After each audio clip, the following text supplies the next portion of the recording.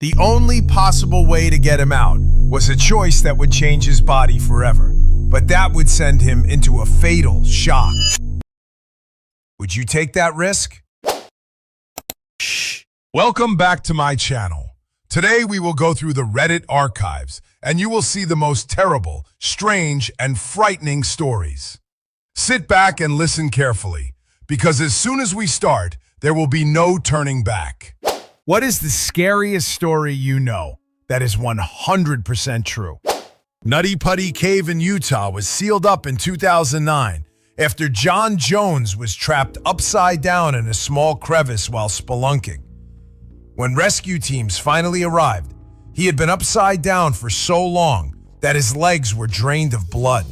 The only possible way to have gotten him out was to break his legs, which would have sent him into fatal shock.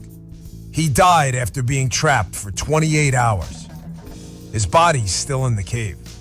Didn't they almost get him out, but then one of the pulleys snapped and he got trapped even worse? That's my personal nightmare. Yes, this story's why I'm never going spelunking.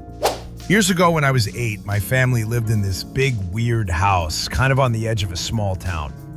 The school district was in the middle of a big restructuring, so even though we were only a couple grades apart, my brother and I went to different schools and took different buses.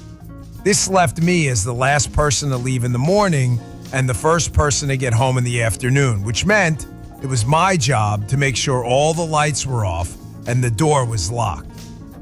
One morning, I noticed the basement door was open and the light was on. So before I left, I turned off the light and closed the door. When I got home that afternoon, the light was on and the door was open again. I just assumed that I'd forgotten to actually take care of it when I noticed it in the morning, so I went over to turn off the light and close the door.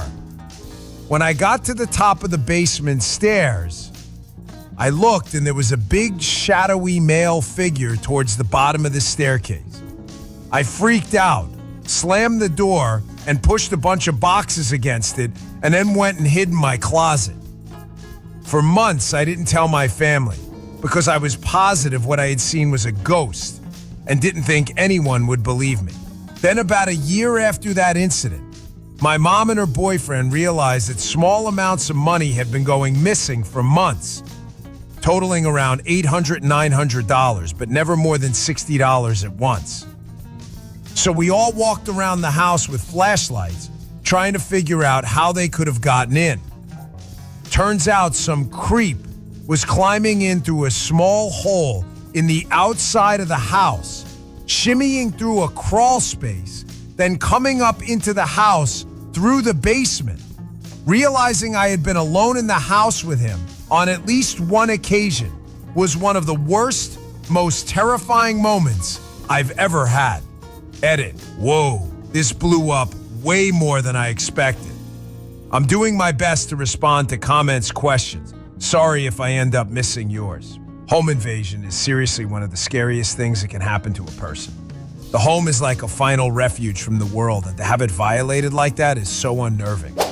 Years ago, my now husband worked for an industrial laundry company in their head office when a PR disaster happened that also mentally screwed up a number of people. Their company collected laundry from large hospitals and medical-type businesses, e.g. care homes, etc., and cleaned them. You can imagine the sort of heavy-duty cleaning, bleaching, boiling, etc. needed to remove those sort of biological contaminants. One day, a laundry cart went through the usual bleaching, boiling cycle before it dropped out into a conveyor belt to be sorted for drying, pressing, when there was a horrid scream. A small newborn baby's body had been discovered tangled up amongst the sheets. It had been cooked. The laundry workers were distraught. The whole place had to be shut down. Police called, and the laundry tracked back to the hospital to discover what happened.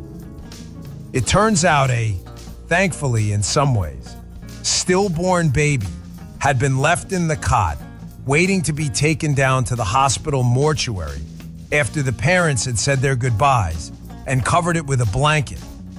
But somehow one of the nurses hadn't realized just on shift was the best guess, so just grabbed up all the linen out the cot and off the bed in the delivery room with the body bundled inside and emptied it into the laundry hamper trolley thing.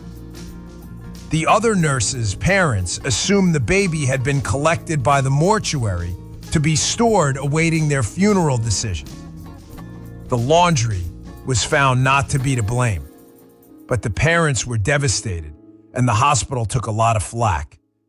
The poor laundry workers who discovered the body ended up being given counseling before eventually quitting.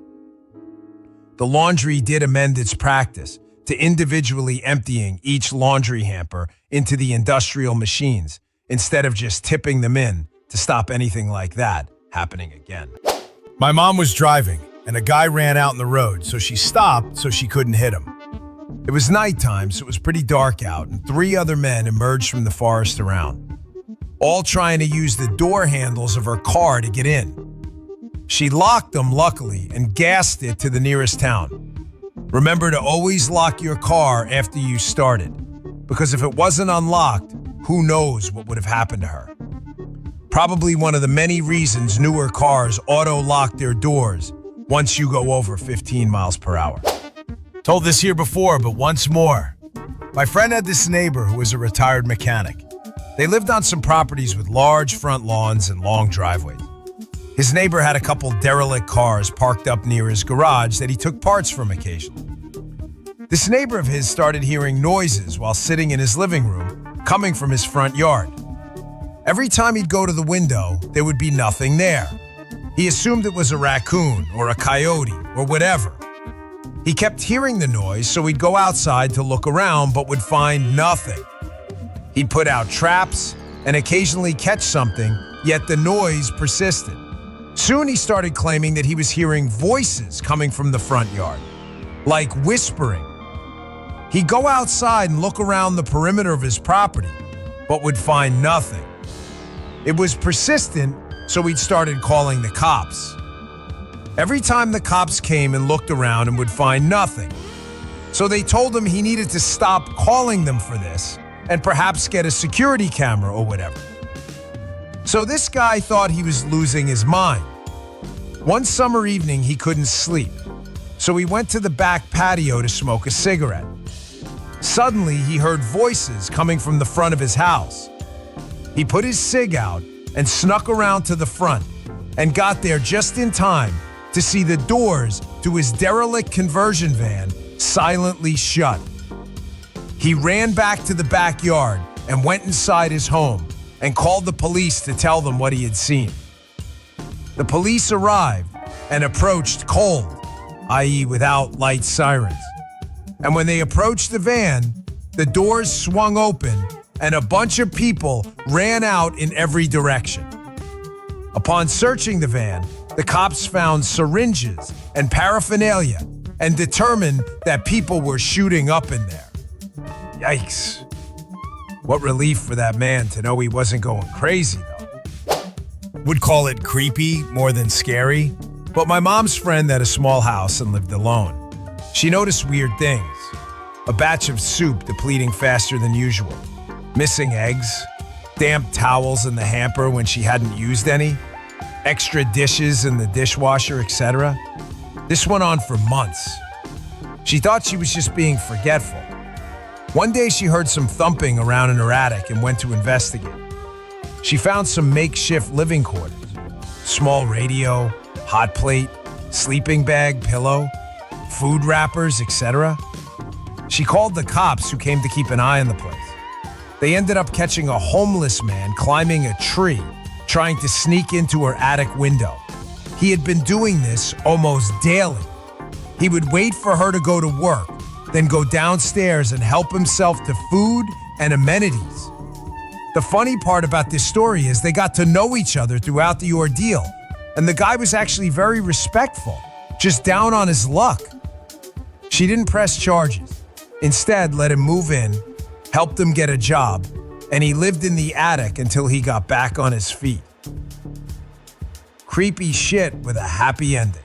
Well, what story impressed you the most? Write in the comments about it. In the meantime, the stories from Hades for today are over. Subscribe to my channel and put a like if you want more crazy, scary, and sometimes funny stories. See you later. Bye-bye.